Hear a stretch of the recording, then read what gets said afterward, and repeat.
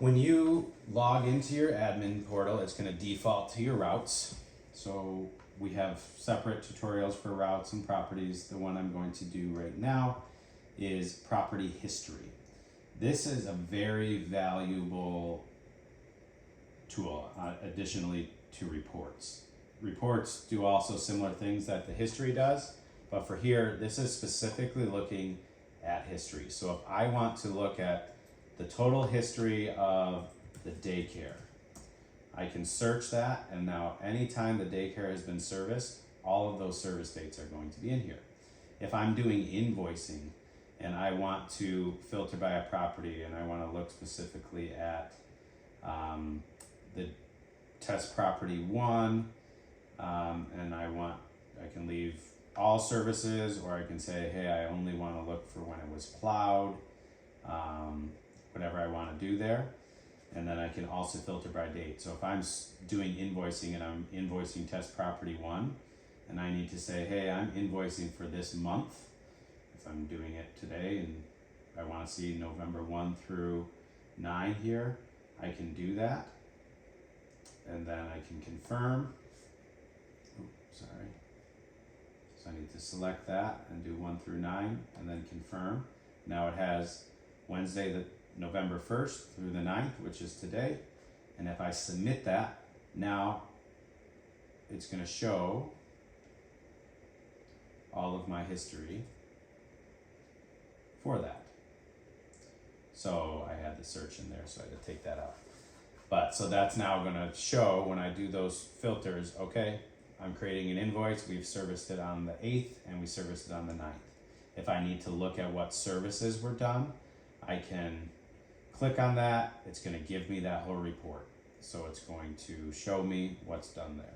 So this is all an easy way to do that. Reports actually might be even easier, but looking at your history on the property history tab is a very valuable tool if you need to know anything from the past. If you need to say, hey, there was a snowstorm this past weekend, I want to know how many times did we service the library specifically over the 3 days that it snowed. I can look that up, and just by filtering that again and say library, and we want to look up all services for winter, and I want to know, say it snowed from the 5th through the 8th. And I'm going to now search, submit, and now, oh, hey, we serviced the library twice in that date range. So that's what I know. And then if I need to look at anything else specifically, again, look at pictures, look at the report that was generated, I can do that. It loads on here. You can see everything, the operator notes, who it was, the phone number, start and end time. And I can look at all of this right on here to see, oh, yeah, hey, we got pictures of it. Everything was serviced, all was good. So if you have a client question, if you just need to know internally what you did, property history is going to give you a lot of those tools. So you can either search here with refining your search, or you can just type in the name of a property.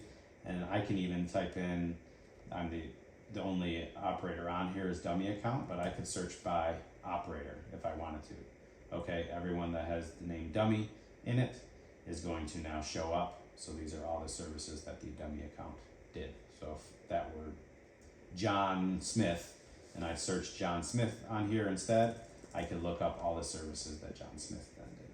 I could also search a date range and do the same thing on here and put someone's name in there. So a lot of different ways you can search the property history, but all is very valuable for you depending on what you need, and you have it at your fingertips right on the desktop version.